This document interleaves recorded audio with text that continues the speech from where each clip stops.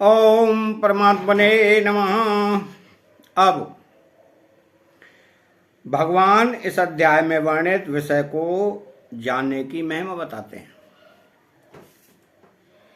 वेदेषु यज्ञेषु तपःसु चैव दानेषु यत् पुण्यफलं प्रतिष्ठम् अत्येति तत्सर्वमिदं विदित्वा योगी परम स्थानमुपैति चाद्यम। अर्थात वेदेषु यज्ञेषु तपःसु स्थानमुपैति चाद्यम।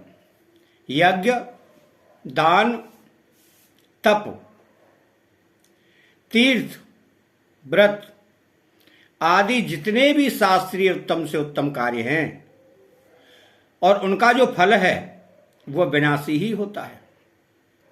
कारण कि जब उत्तम से उत्तम कार्य का भी आरंभ और समाप्ति होती है तो फिर उस कार्य से उत्पन्न होने वाला फल अविनाशी कैसे हो सकता है।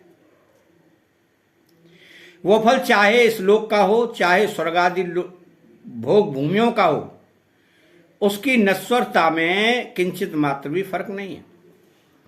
जीव स्वयं परमात्मा का अविनाशी अंश होकर भी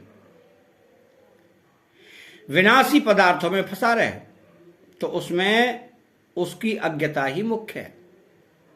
अतः जो मनुष्य इस अध्याय में वर्णित विषय के रहस्य को समझ लेता है वह यज्ञ, तप, दान आदि सभी पुण्य फलों का अतिक्रमण कर जाता है। कारण कि वह यह समझ लेता है कि भोग भूमियों की भी आखिरी हद जो ब्रह्मलोक है वहां जाने पर भी लौटकर पीछे आना पड़ता है, परंतु भगवान को प्राप्त होने पर लौटकर नहीं आना पड़ता। और साथ साथ यह भी समझ लेता है कि मैं तो साक्षात परमात्मा का अंश हूं तथा ये प्राकृत पदार्थ नित्य निरंतर अभाव में नाश में जा रहे हैं। तो फिर वह नाशवान पदार्थों में भोगों में न फंसकर भगवान के ही आश्रित हो जाता है। इसलिए वह आदि स्थान परमात्मा को प्राप्त हो जाता है, जिसको इसी अध्याय के 21वें श्लोक में परम गति और परम धाम नाम से कहा गया है। नाशवान पदार्थों के संग्रह और भोगों में आसक्त हुआ मनुष्य उस आदि स्थान परमात्मा तत्व को नहीं जान सकता। न प्रकृति से पैदा हुई है न किसी कर्म का फल ही है, अर्थात यह असामर्थ्य किसी की देन नहीं है, किंतु स्वयं जीव ने भी परमात्मा तत्व से विमुख होकर इसको पैदा किया है। इसलिए यह स्वयं ही इसको मिटा सकता है। कारण अपने द्वारा की हुई भूल को स्वयं ही मिटा सकता है और इसको मिटाने का दायित्व भी स्वयं पर ही है। तो इस भूल को मिटाने में यह जीव असमर्थ नहीं है, निर्बल नहीं है, अपात्र नहीं है।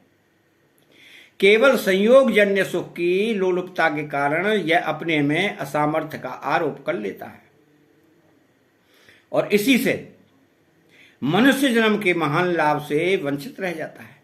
अतः मनुष्य को संयोगजन्य सुख की लोलुपता का त्याग करके मनुष्य जन्म को सार्थक बनाने के लिए नित्य निरंतर उद्यत रहना चाहिए।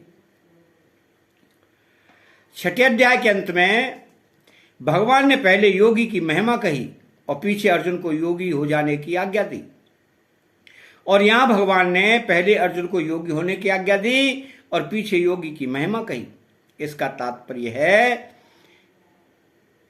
कि योग भ्रष्ट का प्रसंग है और उसके विषय में अर्जुन के मन में संदेह था कि वह कहीं नष्ट भ्रष्ट तो नहीं हो जाता।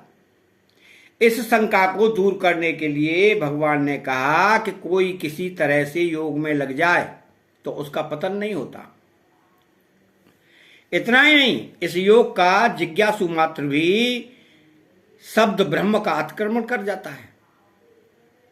इसलिए योगी की महिमा पहले कही और पीछे अर्जुन के लिए योगी होने की आज्ञा दी।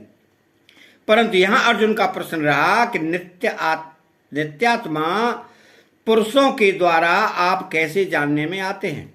इस प्रश्न का उत्तर देते हुए भगवान ने कहा कि जो सांसारिक पदार्थों से सर्वदा विमुख होकर केवल मेरे परायण होता है, उस योगी के लिए मैं सुलभ हूं। इसलिए पहले तू योगी हो जा, ऐसी आज्ञा दी, और पीछे योगी की महिमा कही।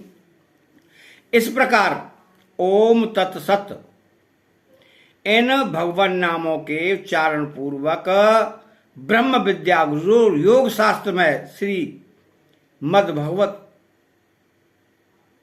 गीतोपनिषद रूप श्री कृष्णार्जुन संवाद में अक्षर ब्रह्म योग नामक 8वां अध्याय पूर्ण हुआ। अतः